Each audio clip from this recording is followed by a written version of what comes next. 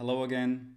So by now we have allowed ourselves to be pulled back and forth by the tides, and we have caused some ripples as well, which means that it is time for us to jump into the third and final category, the very reason why you are here, the waves. Now in this online course we have two different types of waves. One is called a plunge and the other is called a surge. The plunge is a wave that is initiated by having you pull the top part of your spine down and forward and then allowing the rest of the spine to follow through with that motion, whereas a surge is the opposite. In the surge, you initiate the movement with the lower part of your spine and your pelvis and your hips, and then you allow the rest of the spine to follow suit. The first exercise is a plunge, and it is called the standing plunge. So let's just dive into it, shall we? I'm so sorry about the puns, by the way. So in the standing plunge, we are going to dive down into three different heights with our heads. The first height is the same height as our sternum. The second is the diaphragm, and the third is the hip. So we're going to pull our heads down to those three different heights.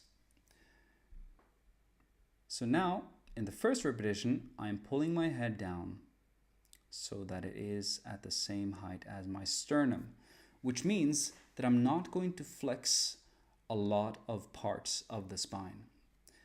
If you look at this frame, you'll notice that there's a nice even curve throughout my cervical spine and the top part of my spine, or the upper spine. Now from this position, I am going to extend or straighten out all the parts of my spine that are currently in flexion. But when I do so, I'm going to make sure that my shoulders don't come further up from their current position. So if you look at my shoulder here, imagine that there's an invisible ceiling above my shoulders. And as I extend my spine, my shoulders will not go through that ceiling. So from this position, extending, extending, extending, and the shoulders do not rise up.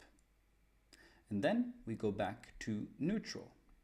The same thing is going to happen now in the second repetition, only here I'm going down to the same height as my diaphragm with my head. Now because we're going further down, you'll notice that I have to flex more parts of my spine. So you'll see now a nice even curve throughout the cervical spine, upper part of the spine, middle part of the spine, and to some degree the lumbar spine. We don't have to be too picky about this. And again, from this position, we are going to straighten out all the spinal segments that are currently in flexion, but our shoulders are not going to rise up. So from here, extend, extend, extend, and come back up. Same thing is going to happen, but this time, head is at the same height as our hips. We extend, but our shoulders do not come further up. And we return to neutral. Now, after you've practiced this for a couple of times and you're comfortable with the movement and you are sure that your shoulders do not come up as you extend your spine, you can start to speed up the movement. Now, if we want to create the illusion of a wave, we cannot simply return to neutral. We have to go beyond neutral. So when I'm speeding up the movement here, I'm going to show you a couple of repetitions.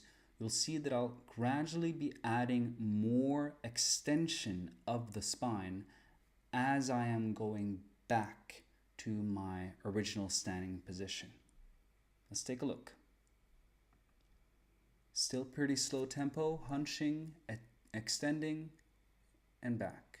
Hunching, extending, neutral, back. Flex, extend, neutral, back. But now, not only going into neutral, but beyond that. So look at this position right here. Here you'll see that my spine is not in neutral. It is beyond neutral, it is in hyperextension. Continue. And you'll see that we're adding more and more extension as we go back to our original standing position. And that is the standing plunge.